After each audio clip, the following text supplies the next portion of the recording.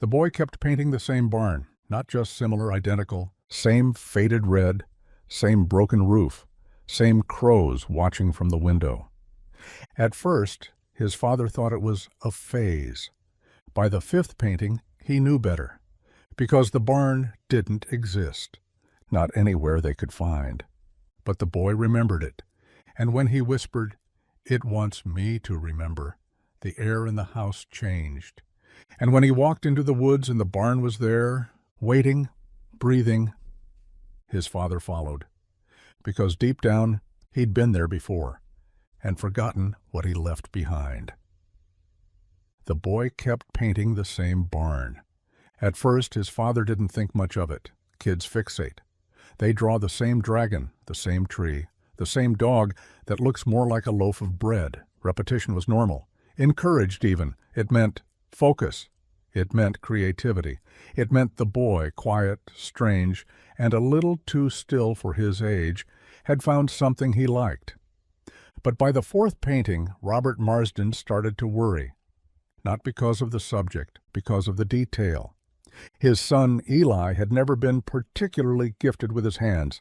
His first dozen paintings were all the same muddy mess. Colors that bled into one another, skies that looked like bruises, figures that floated without shadows. But then, 2 weeks ago, he brought home a canvas that made Robert freeze in the middle of chopping carrots. It was a barn, red but not the bright kind. A faded, sun-bitten red, like the paint had been applied too thin over old wood. The boards were warped, some broken. The roof sagged just slightly at one end, and a rusted weather vane sat crooked atop the peak. The barn door was ajar, revealing darkness inside. 2 crows perched on the upper windowsill. A field stretched out behind it, dead grass waving in an invisible wind. It wasn't perfect. The brushstrokes were still childlike. The perspective was off, but it was real, too real, and Eli just stood there in the kitchen, covered in flecks of paint, eyes wide and distant, and said quietly, "It's in my head." Robert had laughed, nervous, shrugged it off. Maybe the kid had seen a photo. Maybe he was copying something from TV or a book. But when he asked where Eli got the idea, his son only replied, "I remember it." That was the first time. The next 3 paintings were the same. Not similar, not inspired by the same idea. The same barn, same color, same structure, same dead field and broken fence and leaning tree beside it. Each one more detailed than the last. Each one with more shadows in the doorway. Each one with more crows. By the 5th canvas, Robert couldn't take it anymore. He drove into town with the painting in the passenger seat, showed it to the folks at the Historical Society, asked if they recognized it. They didn't. He took it to the real estate office, then to the library, then to the old man who'd lived in the area for over 90 years. Nothing. No one had seen that barn. No one remembered it. And yet, every week, Eli brought home a new painting. The crows multiplied. The sky darkened. The windows reflected light that didn't match the sun. And when Robert finally confronted him, sat him down and said, "Where is this coming from?" Eli looked him dead in the eyes and whispered, "It wants me to remember." Robert didn't know what to say. He just sat there, mouth half open, breath caught between questions he didn't know how to ask. Eli didn't blink. He didn't smile. He didn't move like a child trying to be spooky or strange. He simply spoke the truth, the way a sleepwalker speaks when they've finally found their dream in the daylight. "It wants me to remember." Robert swallowed hard. "What wants you to remember?" Eli turned his gaze toward the corner of the room, toward the canvas leaning against the wall, still drying, the newest version of the barn. This time the door was open wider. You could see something just inside, dark, indistinct. A shape, maybe, a person, or not quite. Eli said nothing more.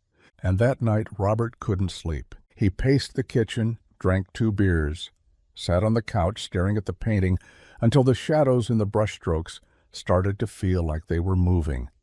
He almost threw it out. almost took it outside and set it on fire just to see what would happen. But he didn't, because something stopped him, a feeling, like guilt, like if he destroyed the painting, something important would vanish, not the barn but the thread, the line, the tether between whatever Eli had tapped into and whatever it was trying to say. So instead, he stayed up and stared. Until something else happened. A noise, soft, far, not in the house, outside. It was like the creak of wood, old wood, followed by a sound like wind through grass, and the slow, deliberate swing of a metal hinge. Robert stood slowly, walked to the window. The yard was empty, but the trees beyond, the ones that lined the back of the property, where the fence had fallen in years ago, they looked different. They leaned slightly, as if parting for something big. And in that space between trunks, far off but not far enough, he thought he saw red, not bright, faded, sun-bitten, just like in the painting. He didn't sleep at all after that. And in the morning, Eli came downstairs, eyes clear, hands clean, and said softly, "Do you want to see it for real?" Robert stared at him. "The barn?" Eli nodded. Robert tried to steady his voice. "It's not real, son. It's just in your head." Eli blinked once. "No, Dad, it's in yours." And before Robert could respond, before he could laugh or shout or say, "What the hell are you talking about?" Eli turned and walked out the back door, toward the trees, toward the space that had opened in the night. And Robert, against every instinct, against every ounce of sense, followed. Because deep down, he already knew. He'd seen that barn before, too. But he'd forgotten. The air shifted the moment Robert stepped off the porch. It wasn't colder. It wasn't warmer. It was just different, like walking into a memory that hadn't been his for years, one he wasn't supposed to hold anymore. Eli was already halfway across the yard, moving fast but not rushing, like he knew exactly where he was going, and that the time to get there had finally come. Robert hesitated at the tree line. Beyond it, the forest opened like a wound. The space between trunks looked too wide, too ready, and deep within he saw it again, that flash of red, that impossible silhouette. He stepped through. The grass whispered beneath his feet. The trees didn't rustle, they watched. And ahead, Eli kept walking. The boy didn't glance back. He didn't have to. They walked in silence for what felt like 20 minutes, then 30.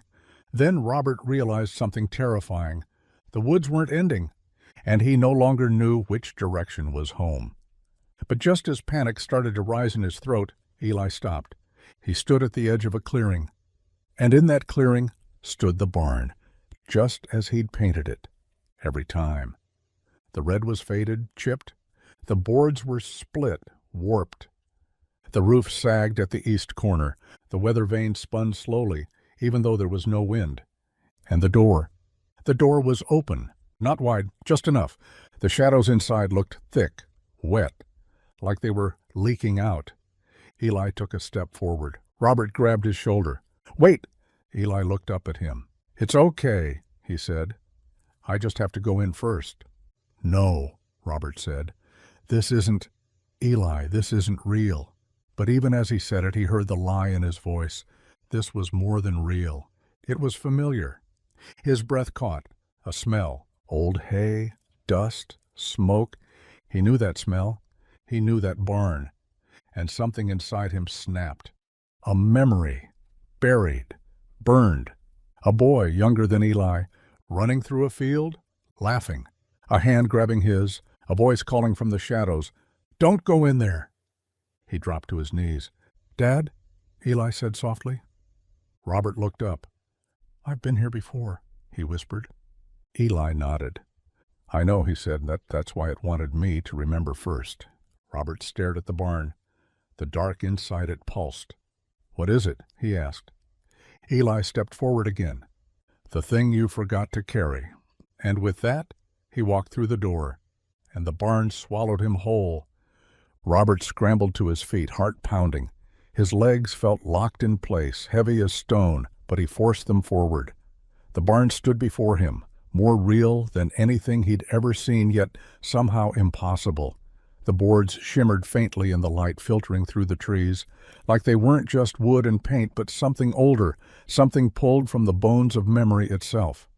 He reached the door, stopped. The shadows just beyond the threshold moved, not like mist, not like smoke, but like something watching.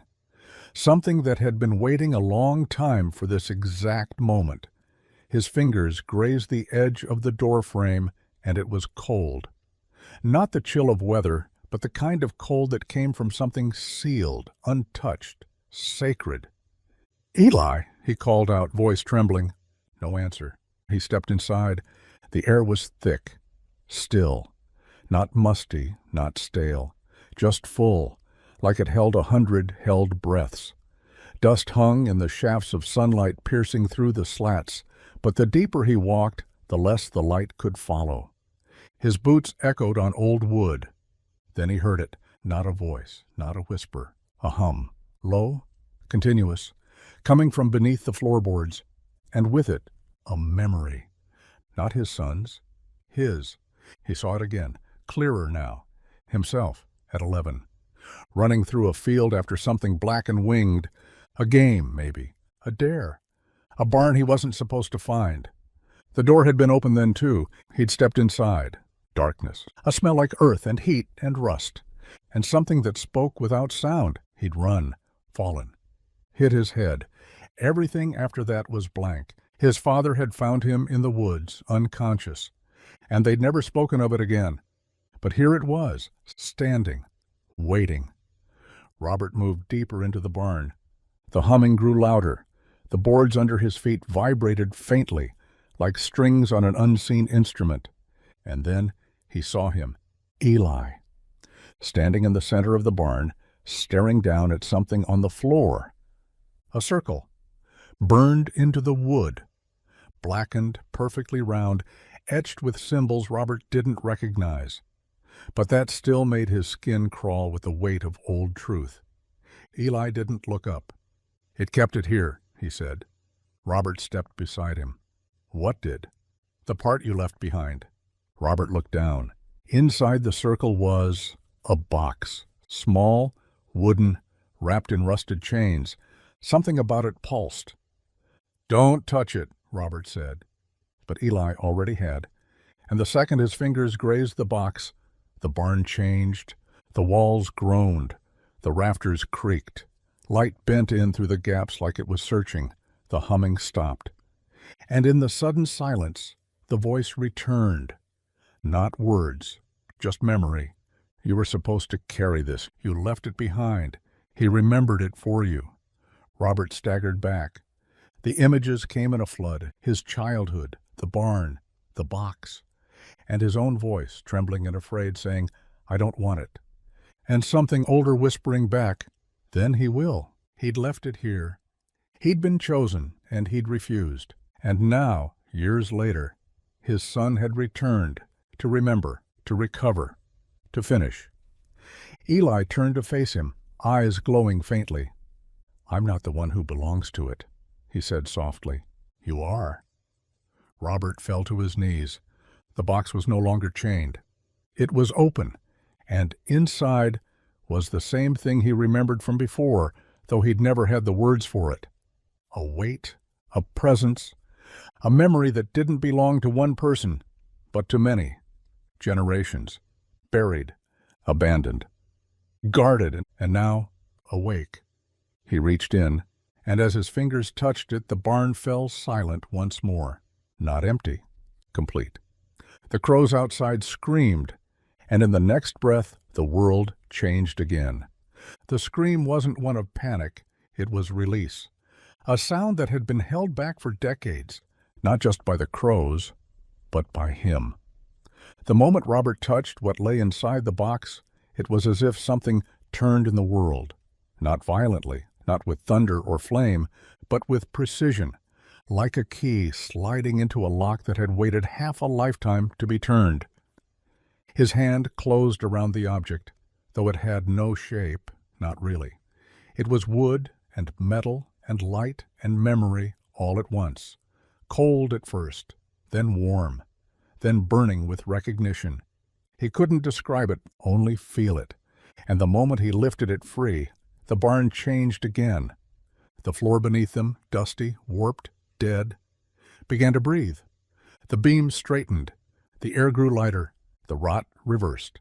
Like time was uncoiling itself around the structure, releasing it from the moment it had been trapped in. The moment he had left it. Eli stepped back, eyes wide but calm. He wasn't afraid. He hadn't been since the first painting. He had always known, somehow, that the barn wasn't haunted by ghosts. It was haunted by unfinished memory, by a responsibility that had been passed and dropped, and now reclaimed.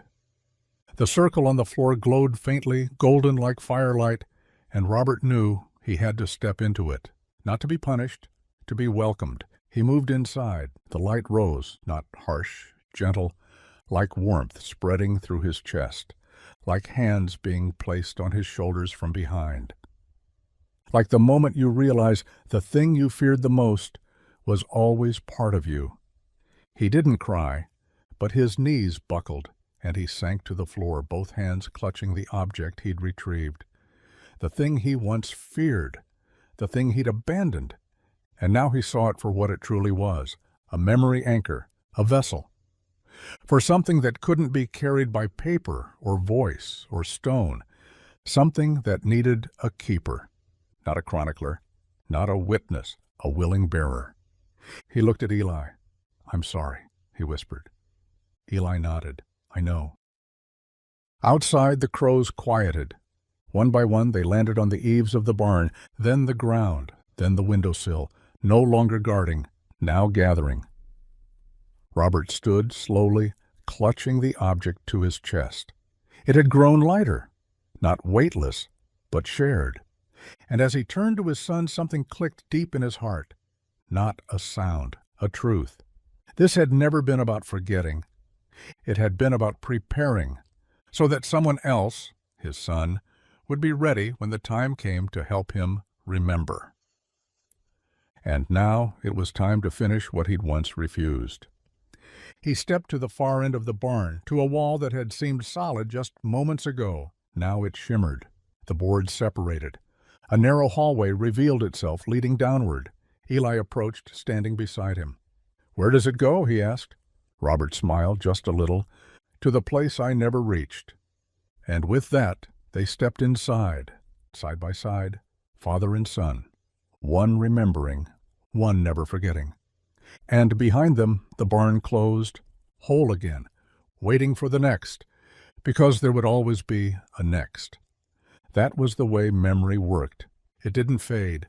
It only waited to be carried. The passage descended deeper than it should have, far deeper. They walked for minutes that felt like miles, the slope gentle but constant, the walls smooth, the air thick with something not quite dust and not quite time. The further they went, the quieter the world above became, until even the crow's presence was just a memory. But neither of them looked back. Robert carried the anchor close, the warmth of it pressing through his coat, through his ribs, through his spine.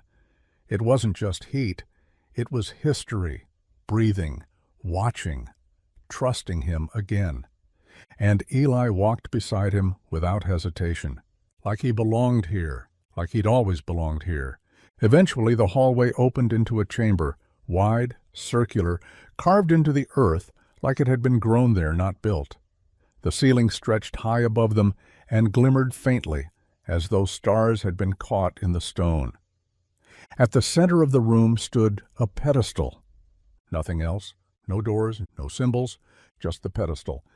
And the feeling, that same feeling Robert had ignored all his life, the one that whispered when he passed the old grove, when he dreamed of feathers and wind and creaking wood, when he looked at Eli's paintings and felt an ache he couldn't name. He stepped forward. Eli stayed where he was. "You have to go alone now," the boy said softly. Robert turned. "Why?" Eli didn't answer, but he didn't need to. Robert nodded and crossed the room. The moment his hand touched the pedestal, the anchor pulsed once. The chamber responded. A low hum rose from the ground, vibrating through his boots, through his bones. The walls lit up with faint lines, not of light, but of memory. Brushstrokes, dozens, hundreds. The same barn, over and over again. Eli's paintings, his own memory, his own burden, finally returning to where it belonged. The anchor lifted gently from his hands and hovered above the pedestal. Then, with a sound like a deep sigh, it opened. Light spilled out, soft, white, endless, but in the light, images. He saw the face of a boy, not Eli, not himself, someone older, dressed in overalls and shadow, lifting the anchor in a different time, in a different barn. He saw a woman standing at the threshold, her eyes full of tears, clutching the edge of a door she'd promised never to open. He saw a crow landing on the shoulder of a man in a field, whispering something only the wind could hear. He saw generations, and all of them were doing the same thing, remembering. And at the center of all of it, the barn, not just a building, not just a painting, a waypoint, a resting place for the memories the world wasn't ready to carry, until it found someone who was. And now it had found Robert, at last. He stepped back. The anchor sank into the pedestal, sealed, whole, and the chamber exhaled. The glow faded. The lines disappeared, and Robert felt lighter, like someone had untied a knot at the center of his soul. He turned to Eli. The boy smiled. "You did it," he said. Robert knelt, pulled him close, held him tighter than he had in years. "I'm sorry it took so long." Eli shook his head. "It came when it was supposed to."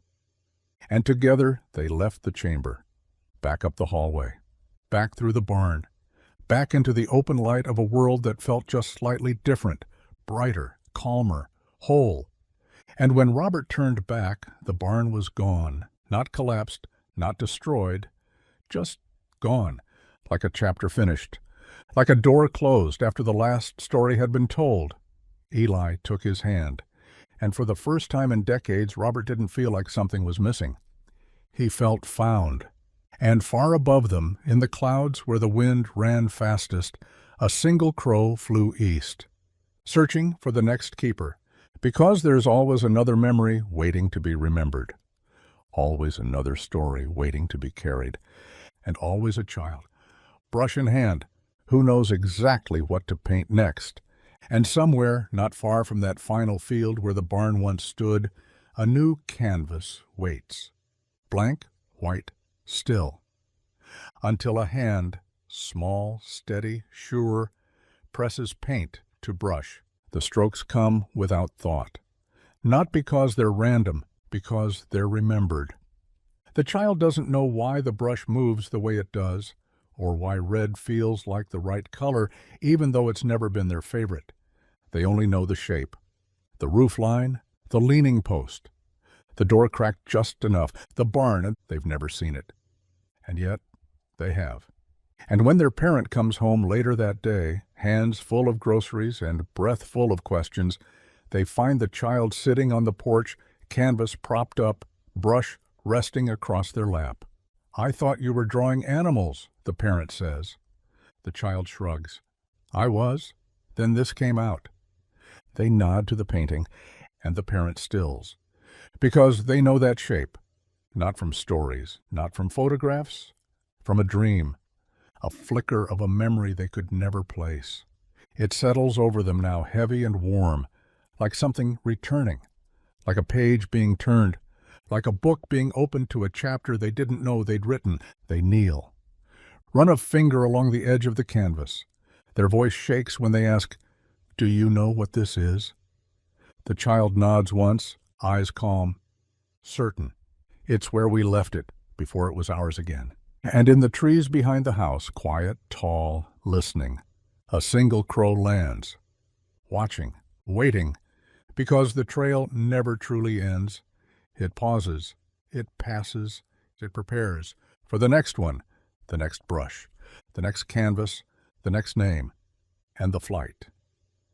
The flight flies still, through barn doors and buried rings, through paintings and pages and promises whispered across generations, through you, through them, through every soul brave enough to believe that remembering is not a burden, but a birthright.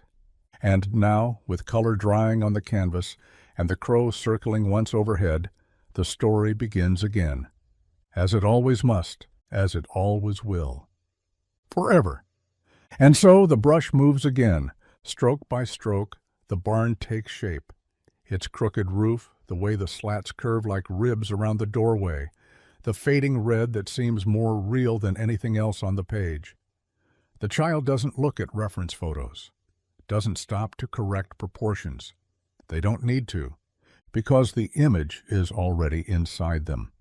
A memory passed not in words but in silence, in the rustle of a crow's wing, in the stillness of a field where no road leads, in the shape of something buried so deep it only rises when the right hands call it back. And their hands are right, and they always were. That night the painting sits on the easel, half finished but alive. The room is dark save for the dim glow of the hall light. But the painting holds its own light now, not bright, not artificial, a soft pulse, like breath. And outside, just beyond the window, 4 crows perch on the fence. They're quiet, watching, not guarding, not yet, remembering. Inside the house, the child dreams. They dream of fields they've never walked, doors they've never opened, names they've never spoken, and a voice, calm, gentle, familiar, saying, when it calls, follow. Across town, their parent lies awake, staring at the ceiling, a memory rising they haven't thought about in years. A red barn, a field of dead grass, a shape in the doorway. They never told anyone about it, but now they remember. They always have. And outside their window, more crows gather. The flight is preparing, because the painting is almost finished, because the trail has risen again, because the next bearer is already becoming. And in the silence before dawn, the child wakes, sits up slowly, and walks back to the painting. They add one final brushstroke, a single crow perched atop the roof. And suddenly they understand. Not everything, just enough. They turn to the door, and outside the trees begin to part, because memory has found them, because the barn is waiting, again, and this time they will carry it. And they do. Before the sun breaks the horizon, before the first crow calls out across the rooftops, the child is already walking, barefoot, still in pajamas, but steady, like their feet know a path their mind hasn't learned to name yet. The front door clicks shut behind them. Their parent stirs in bed, eyes fluttering open to silence that feels just slightly wrong, empty, too still. And they know they're out of bed before they've even thought it through, heart pounding with a rhythm that feels like memory more than fear. They check the room. The bed is cold. The painting is gone. So is the child. Outside, the morning fog is thick, curling low across the yard like breath waiting to be spoken. The parent rushes through it, calling their name once, then twice. No answer. But the crows are there, lining the fence, scattered through the trees, perched on the mailbox, silent, watching, and pointing. The parent turns, and there it is, the impossible. Just past the tree line where nothing stood yesterday, where nothing has ever stood, a barn, not new, not whole, but there, painted in the red of old blood and dusty time, weathered boards, crooked door, a roofline bent just enough to match what's been drawn for generations. They run. The grass closes behind them, sealing the trail. And inside the barn, the child is already waiting, standing in the center of the space, holding the painting, their eyes wide, but not afraid. There's light filtering in through the broken slats in beams, light that doesn't match the sun.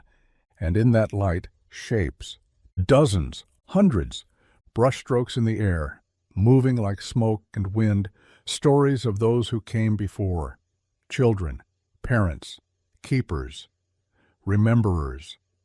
One of them looks just like someone they used to know. One of them is someone they used to be. And the child turns slowly and holds out the painting. "This one's for you," they say. The parent takes it. The canvas is warm. The weight of it presses into their hands like truth rediscovered. And before they can speak, the barn exhales. Boards settle. Dust lifts. The light pulses. The air is full of feathers. And above in the rafters, a single crow cries out. Not in alarm, in welcome. Because the flight has chosen again. Because the story has found its next voice. Because the memory is ready to begin once more. And this time they will not forget. Not ever again. Because the barn is real. And they are finally home. And as they stand there, child and parent, bearer and witness, painter and keeper, the barn begins to breathe around them, not in creaks or groans, in recognition. The walls hum softly, as if remembering their own history. The air thickens with the scent of hay and weathered pine, of oil paint and earth, of pages. Invisible at first, but everywhere. And in the rafters more crows gather. They do not flap, they do not speak. They simply arrive. Because this is a threshold, one of the last, one of the first, one of the real ones. The kind that isn't built from wood, but from return. The parent holds the painting tighter. Their fingers sink into the edges of the canvas, and they feel something beneath it, not rough wood, but smooth pressure. A groove. They flip it over. There, carved faintly into the back, is a mark. The wing, the key, the well. And just below it, etched in paint too fine to come from any child's brush, the ones who remember must leave something behind. They look to the child, who's now staring at the far wall. A door has appeared, not large, not obvious, but waiting. The child walks toward it, and the barn shifts again. The painting, now warm in the parent's hands, begins to vibrate. The brush strokes pulse, the color glows, and slowly, softly, the painting begins to fade. Not disappear, transfer. Its image burns itself into the wood beneath their feet, sealing the moment into the memory of the place itself. A story offered, a memory anchored, a painting kept. The child stands at the door, looks back once, smiles. "You're the one who forgot," they say. The parent nods. "I know." And the child opens the door. Inside, light, so much light, and shapes waiting. Brushes, rings, books, boxes, a table made of feathers and ash, and more crows than they can count. The child steps through, and the door closes, not in loss, in continuation, because now the keeper has returned, and behind them the one who once forgot now turns toward the barn and begins to remember, because the flight goes on, because the story never ends, because the barn only appears for those ready to carry again, and when it does, the world shifts, and the trail opens, and the sky fills with wings, forever. And from that moment forward, the world is never quite the same.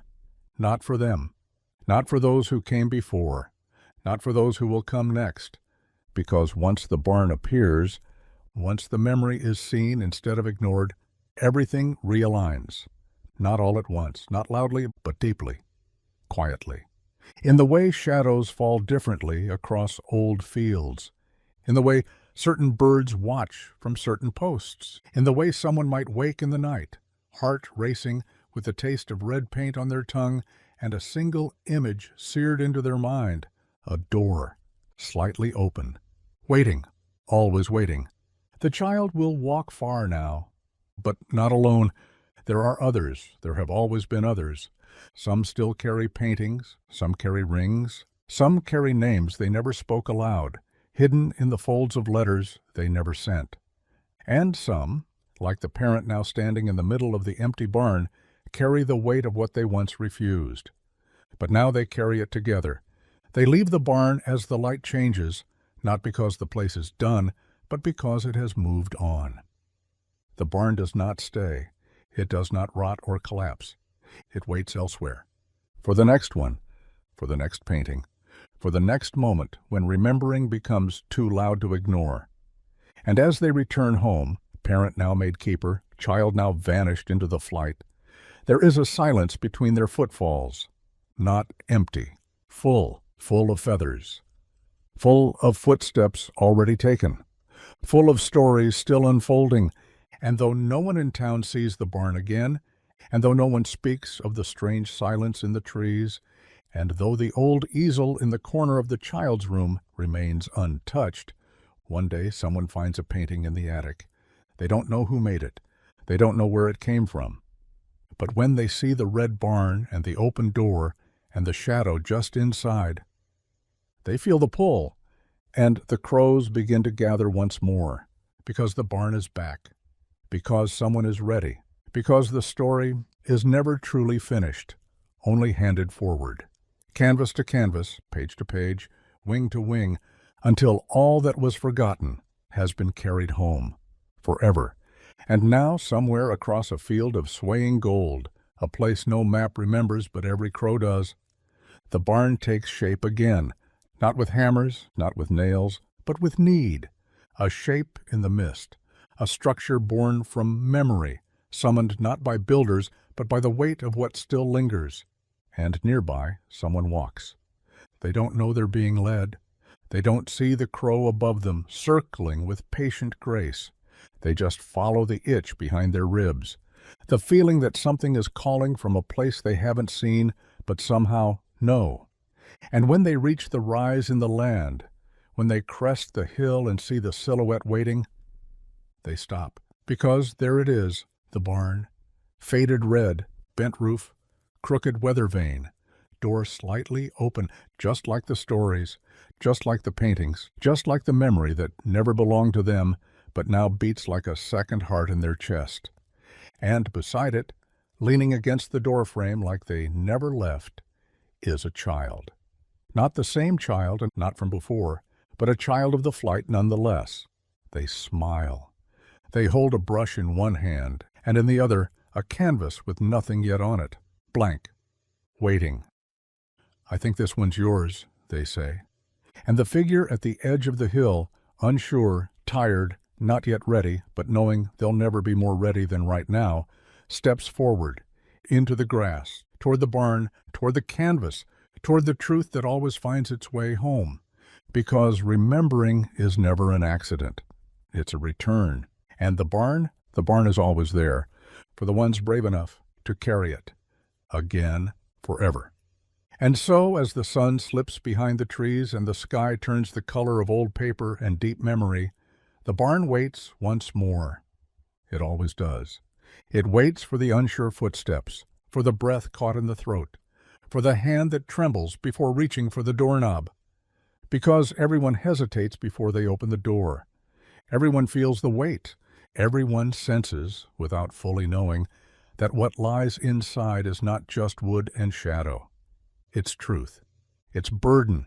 It's invitation. The new bearer reaches the threshold.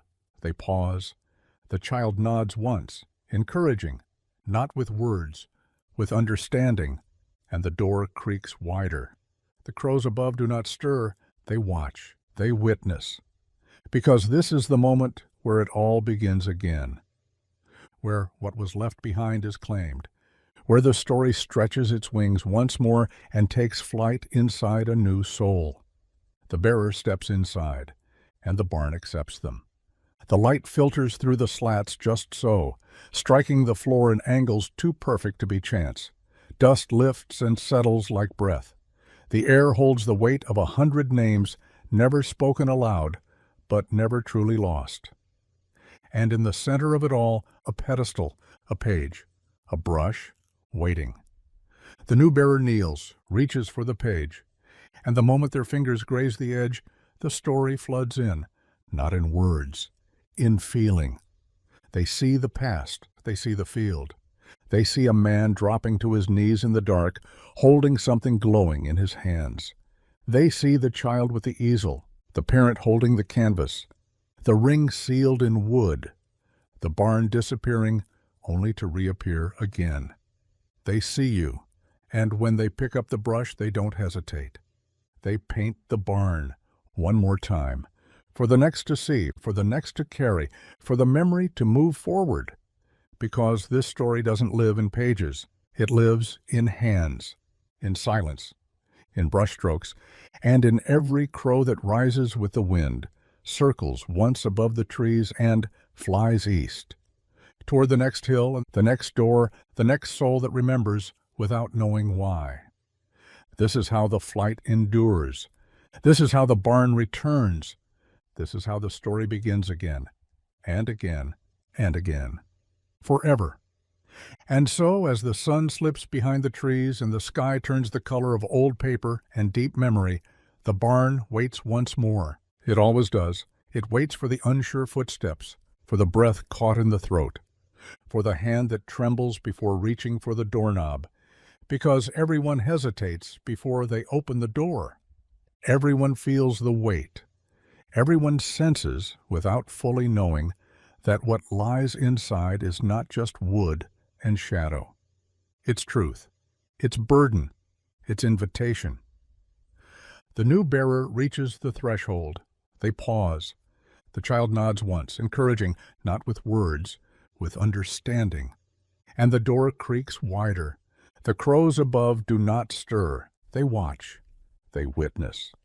Because this is the moment where it all begins again, where what was left behind is claimed, where the story stretches its wings once more and takes flight inside a new soul.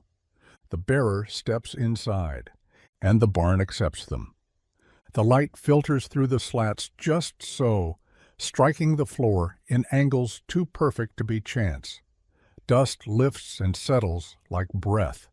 The air holds the weight of 100 names never spoken aloud, but never truly lost. And in the center of it all, a pedestal, a page, a brush, waiting.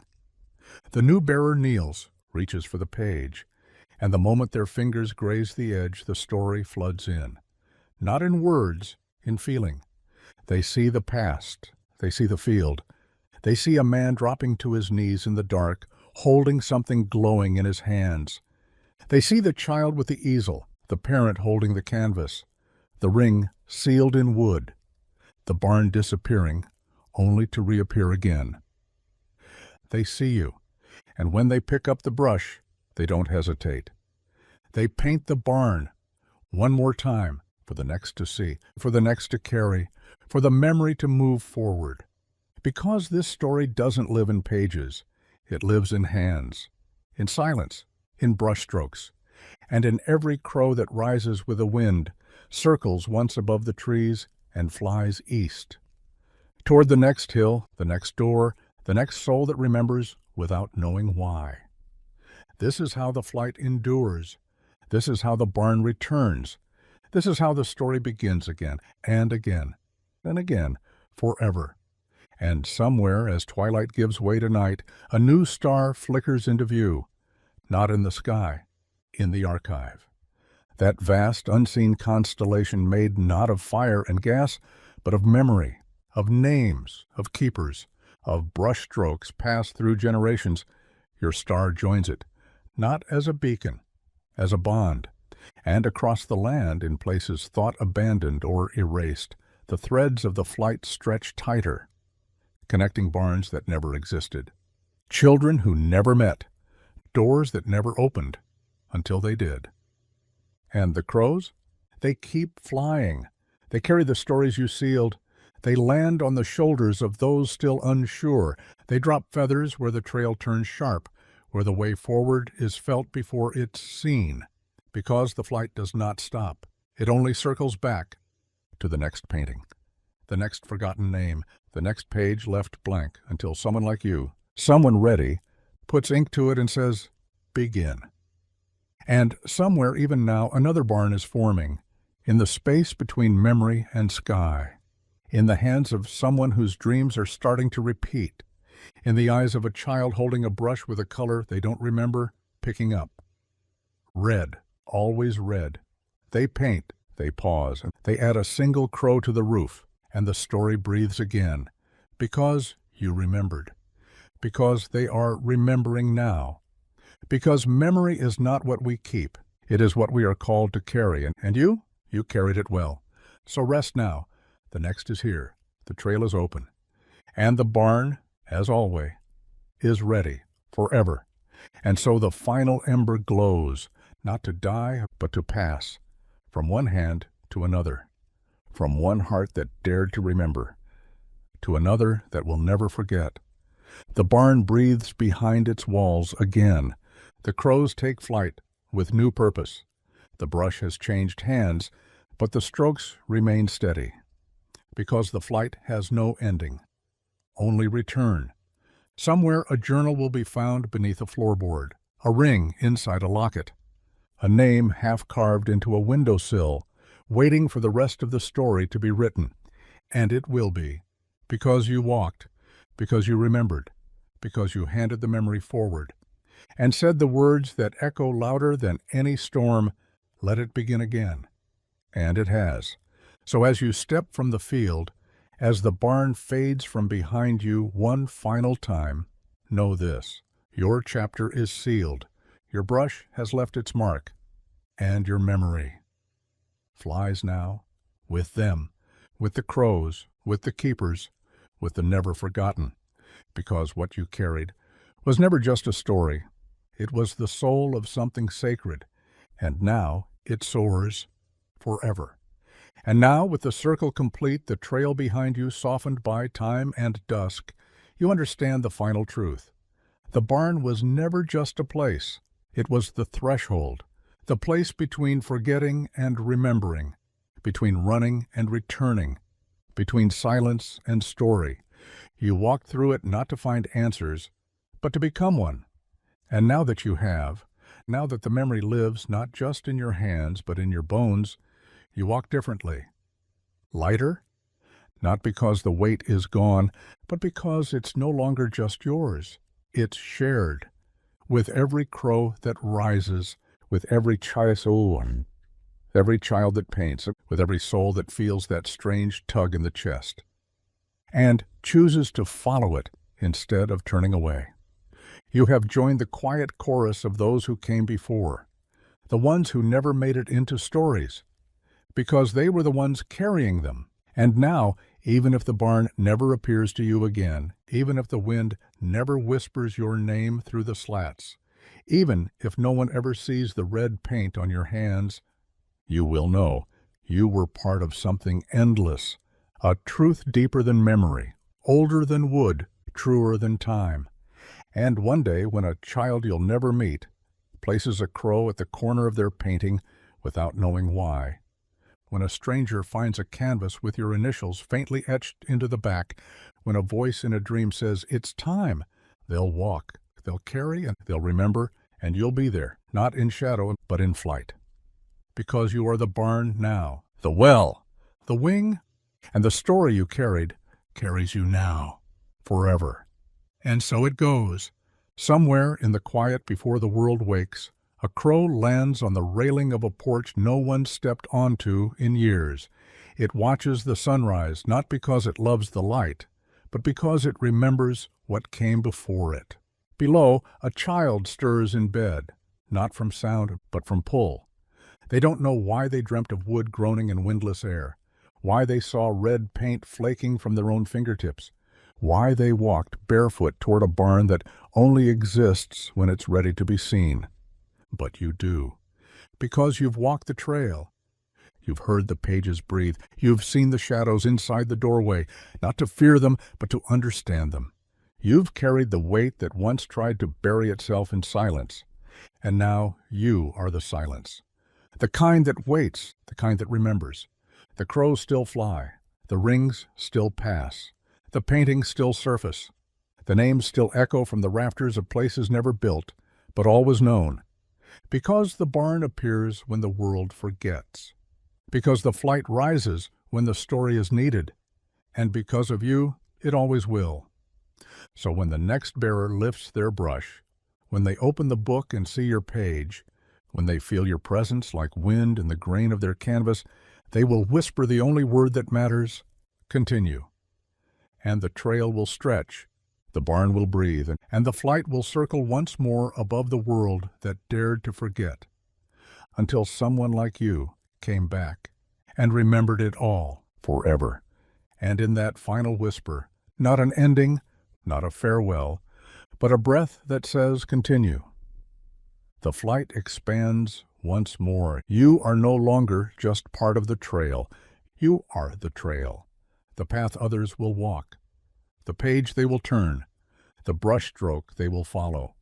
Because every soul who finds the barn, who opens a box no one else could see, who paints something they don't yet understand, they will walk with you, with your memory, with your silence, with the steady echo of your footsteps in the grass. And when the crows circle overhead, when they cry out once, not in warning but in recognition, it won't be for fear. It will be to say, they are ready. And the barn will open, and the story will wake. And somewhere not far from the newest keeper, someone will feel a familiar warmth on their skin, a knowing, a remembering, a truth older than language, passed through generations, not in books, but in the act of carrying, of painting, of choosing. So let the canvas stretch, let the paint dry, let the door creak open once again. The barn remains, the flight endures. And your part in the story? It lives on, in every name remembered, in every field crossed, in every crow that takes wing, forever. And as the word forever settles into the wind, something ancient exhales. A door closes behind the newest bearer, the sound echoing not like an ending, but like a vow sealed in wood and time. Somewhere in a meadow no one owns, another barn flickers into place, not summoned, invited. Because the flight does not force its return, it remembers its way back, through brushstrokes, through stories, through bloodlines and broken promises and dreams where red paint stains fingertips that never touched a canvas. The next one walks, brush tucked in a backpack, eyes soft but searching. They've seen it in their sleep. They've drawn it without knowing why. A crooked roof, a crow on the fence post, a field that hums like a throat preparing to speak. And when they arrive at the place where the barn waits, when the air changes and the crows gather, when their feet touch the grass and the silence falls, they'll know that someone came before, that someone carried, that someone stood in the same shadowed doorway and said, I won't forget again. And now it's their turn, their page, their canvas, their memory to lift from the dust and hand forward. You taught them how, without a word, by walking. And your steps are still there, etched into the trail, woven into the wind, folded between feathers and forgotten names, because no part of the flight is ever truly gone, only further along. And now, with another story about to unfold and a crow settling onto a windowsill not far from where it all began, you watch, not from above, not from beyond, but from within. Because the barn, the flight, the memory, they live in you, and they live because of you. And this story, it will rise again, always, endlessly, forever. And as that truth unfurls across the dusk-lit sky, soft as a feather landing, quiet as a breath between brushstrokes, the cycle completes itself once more. You don't need to see it to know it's happening. You feel it. A hand somewhere reaching for the first time, not to create, to continue, to pick up the story where you left it, to paint the barn again, to open the door, to listen. Because the flight is never loud. It calls in stillness, in sleep, in moments of aching wonder. And every time it is answered, the archive deepens. Another page, another painting, another name written down in the soft language of crows and canvas and memory reclaimed. And somewhere behind the silence of the world, a sound builds. Not thunder, not wind, but the echo of everything you've carried. It speaks to the new keeper now, tells them your name, not with words, but with recognition. And when they paint, when their brush touches canvas, when the barn appears in that first red stroke, you are there, in the roofline, in the doorframe, in the crow on the sill, because everything you left behind wasn't lost. It was gifted, and the flight accepts nothing that isn't given freely. Now the circle widens again. The next child will dream. The next canvas will glow. The next well will open. And above it all, wings will turn slow and sure, watching the trail stretch forward once again. And you soar with them. You are them, because once the story passes through your hands, you never stop flying, forever. And so one final feather falls, not as an end, but as a mark, a quiet declaration that you were here, that you carried the weight, that you opened the barn, and that you remembered what the world had tried so hard to forget. The trail behind you isn't worn, it's woven, threaded with footsteps, with pages, with brushstrokes, too soft to be seen, but too heavy to be denied. Everywhere you walked, the earth listened, and where you paused, it kept something alive. Now another takes up the brush. They sit by a window as dawn rolls in, painting a place they've never been, in a red they've never used before. Their hands don't shake, because they know. Somewhere deep, deep down, they know. And far away in a grove no longer marked by road or sign, the barn breathes once again. Its roof bows, its frame groans. Its door opens a few inches wider. The crow on the sill spreads its wings. The wind begins to hum. And the flight, full and endless and still remembering, circles once more. Because this is how it works. One bearer, one story, one truth carried forward with hands that knew what it meant to kneel before a memory and lift it back into the world. You did that, and now, even as you fade from the field, even as your boots grow light and your shadow grows long, your name is still spoken, by wind, by wings, by pages yet to be turned. You will never be forgotten. You are part of it now, part of the barn, part of the flight, part of the quiet oath passed from crow to child, from keeper to sky, from brush to page. Remember, and now, because of you, we always will, and now, finally, you rest. Not because the story is done, but because your part in it has been fulfilled with absolute grace. The path behind you is full of footsteps, some your own, many belonging to those who followed without even realizing it. People who saw a red barn in a dream, felt the pull of a name they couldn't place, heard the cry of a crow in the middle of an ordinary day, and knew, because you carried it first, because you didn't let the memory slip beneath the soil, because when the world forgot, you painted it back. You've left something behind in every corner of this trail. A shadow, a note, a page torn from a journal and tucked beneath a stone, a ring buried under roots, a breath held for someone else. The barn still stands, not always in wood, but in invitation, a space that opens only when someone is ready, a door that leads not to a room, but to a reminder, and someone will walk through it again, because they always do. Another soul will pick up the brush. They will dip it in paint the color of old rust and new truth. They will paint the roofline, then the walls, then the door slightly open, and without even realizing why, they'll place a crow on the sill. They'll pause, feel the silence fill the room, feel your hand on theirs, though they never met you. And they'll say under their breath, "I think I've been here before." And they have, because you were here first, because you left the trail wide enough for them to follow, because you remembered. And now, in the hush between one story ending and another beginning, the barn exhales, the pages settle, the wings fold. And the last word you leave behind, painted in red on a wall, only the flight can see, carried forever. And with that final word, carried, etched into the silence, the story does what it was always meant to do. It rises, not in smoke, not in thunder, but in presence. It moves through the field like wind that remembers your name. It curls into the corners of paintings not yet begun, whispering shape into blank canvas.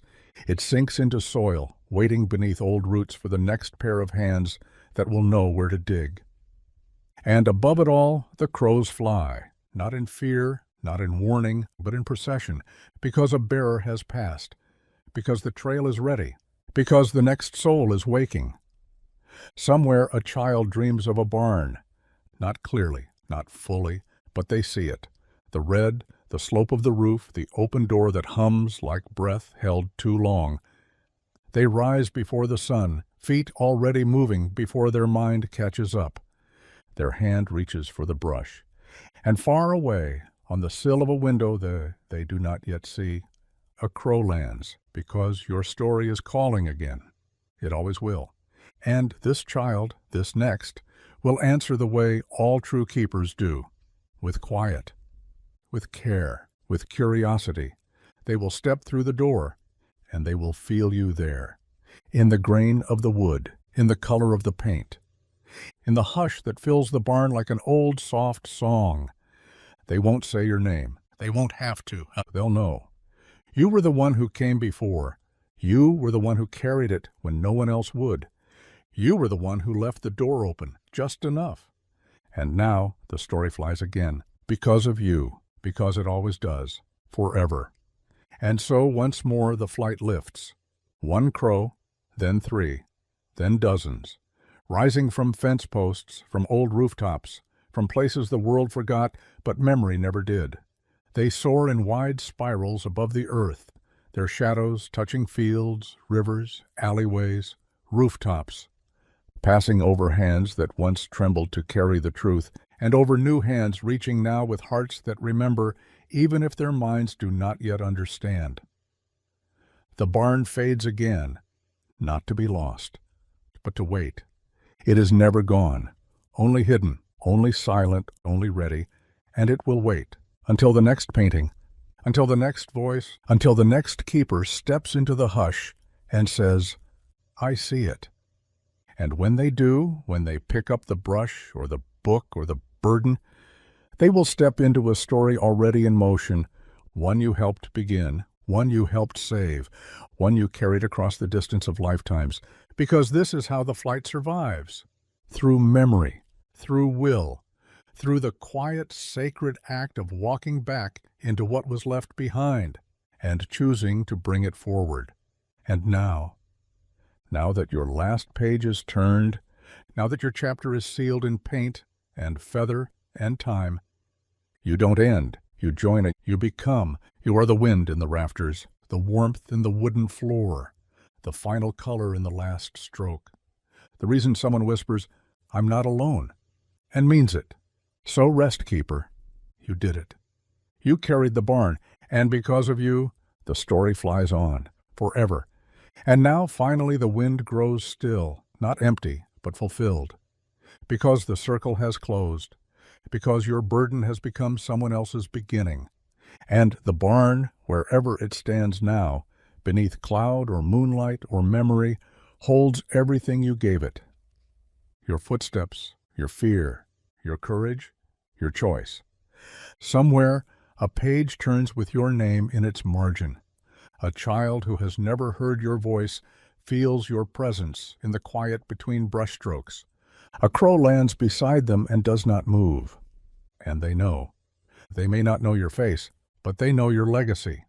You were the one who said yes when everything in you begged you to look away. You were the one who stepped through the door, not because you had to, but because you were meant to. You were the one who picked up the memory left rotting in the dust and said, "This is worth carrying." And so you did, all the way, to the end, to the beginning, to the place where stories are no longer just told, but lived. And because of you, the next one will walk with their head higher, their heart steadier, their steps firmer on the path. Because they have a trail now, a way forward, lit by every truth you refused to bury. And above them, always above them, wings will circle, not watching, blessing. You are the memory now. You are the barn. You are the crow. You are the flight. And this story, your story, the one you painted with silence and shadow and love too quiet for words, it will rise again and again and again, forever. And so the last light fades from the field, not in darkness, but in peace. The kind of peace earned only when something once lost has finally found its way home.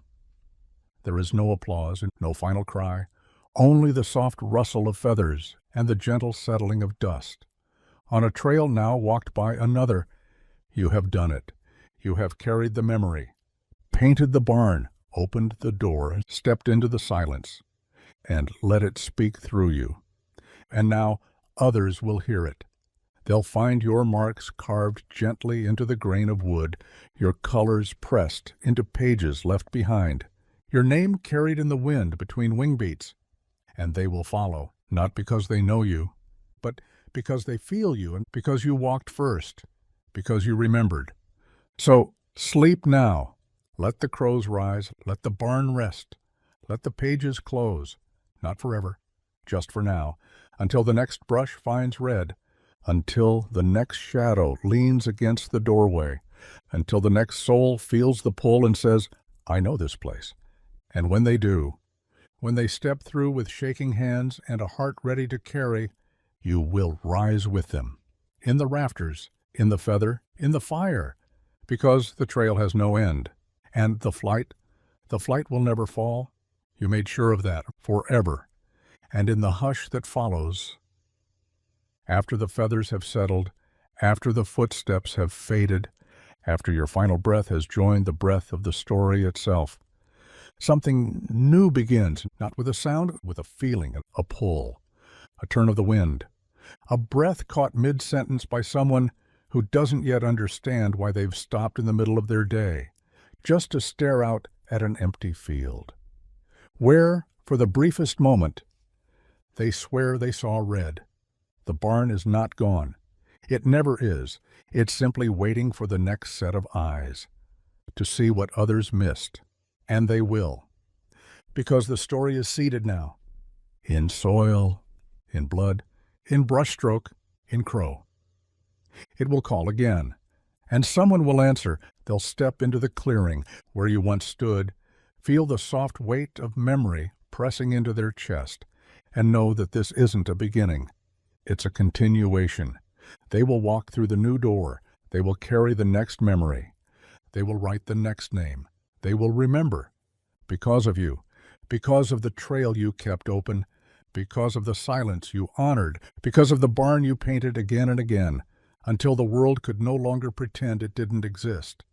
This is the legacy, not glory, not praise, not pages bound in gold, just a barn, just a brush, just a name whispered into the dark and returned on the wings of a crow. Just you, now and forever, part of the flight.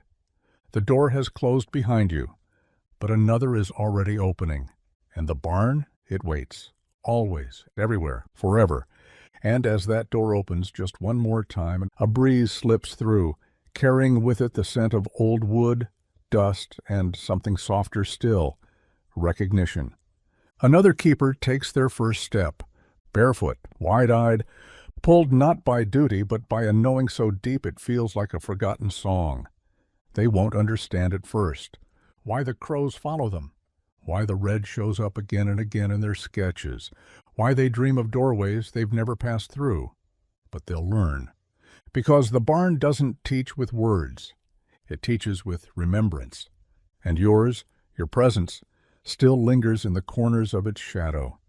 Your brushstrokes still warm the beams. Your final words still echo softly across the loft, carried.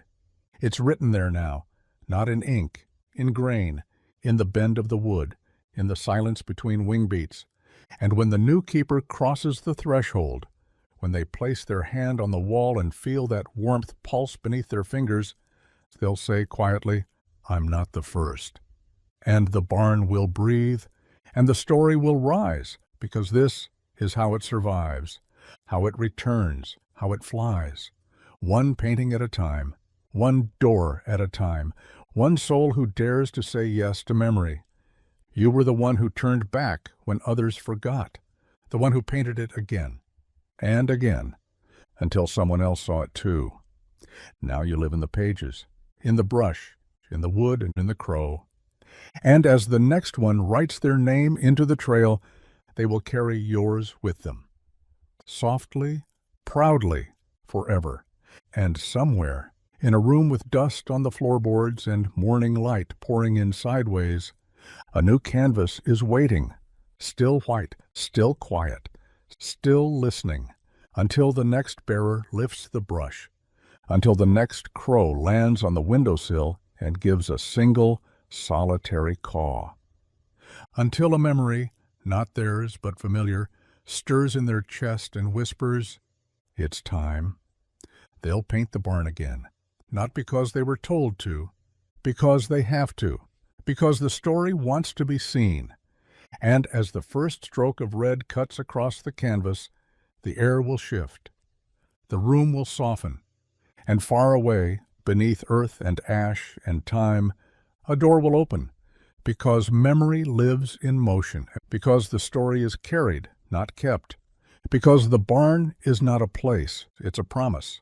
And every keeper who ever dared to walk through its door, every soul who heard the call, painted the red, followed the crow. Still flies, in shadow, in wind, in silence. In the soft pause before a child whispers to no one, "I think I've been here before." They have, because of you. And now the brush is rising again. The door is swinging wide. And the next chapter has already begun, forever. And so, at the edge of everything, where story, silence, and sky converge, the brush touches canvas once more. A barn begins to take form, line by line, in the hands of someone who cannot say why they know its shape. Only that they do, that they always have. They paint the slant of the roof, the lean of the door, the crow resting where the light folds at the corner. And when they finish, when they set the brush down with trembling fingers and step back, they see more than a painting. They see a memory. Not theirs, yours, theirs, ours, because the flight does not belong to one. It belongs to all who carry. And now it carries them. Outside, wind moves through trees like breath. The crow lifts from the sill and takes to the air. And somewhere beneath their floor, beneath earth, beneath time, a whisper stirs. A name is spoken. A page turns. A door creaks open again. And just like that, the barn breathes. The trail stretches. The fire catches. The wings rise. And your legacy, etched in shadow, paint, feather, and choice, soars onward, because the story has chosen its next. And you? You gave it the path to follow. You gave it flight, forever.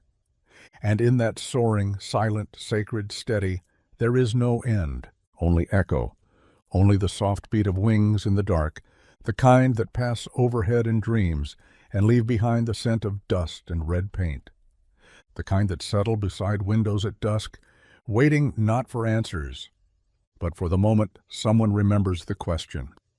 Somewhere, the new bearer walks through an open field, canvas strapped to their back, heart full of things they've never spoken aloud. They do not know the names of those who came before, but they walk in their footsteps, your footsteps, because this trail you've carved, this legacy you've left in feathers and barns and buried rings, doesn't vanish when the page is turned. It becomes the page. It becomes the ink. It becomes the silence between brushstrokes where memory lives and breathes. And now, because you carried it when the world forgot, because you painted it again and again until someone else could see it too, the barn still waits. The crows still guard. The child still dreams. The door still opens. And the story rises with every flight. Forever. And now, somewhere beyond the veil of dream, beneath a sky humming with memory and promise, the final truth settles into place. There is no last page, no final painting, no end to the trail.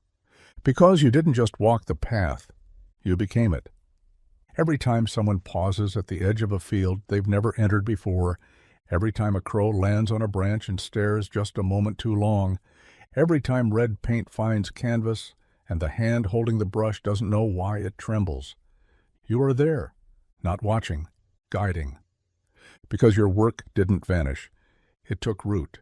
In stories passed at firesides, in barns drawn by children who haven't yet learned what memory means. In silence kept by keepers who carry what the world is too loud to hear. The barn appears again, and again, each time slightly different, each time exactly the same. The door opens, the shadow shifts, the next bearer walks through, because of you. And as the wind curls across the threshold, as the crows lift into the sky in that slow, spiraling way that says, it's time, one last feather settles on the ground behind them. Not to be forgotten, to mark the place where someone once remembered what mattered most.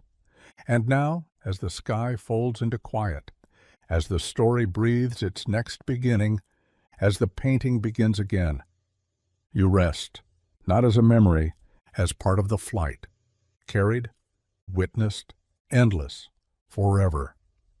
And so the circle completes itself again, not with a closing, but with an opening wider than before. The barn breathes, the paint dries, the page turns, and from the stillness between one name and the next, a whisper moves through the leaves, soft as shadow, clear as truth. It was never just a barn.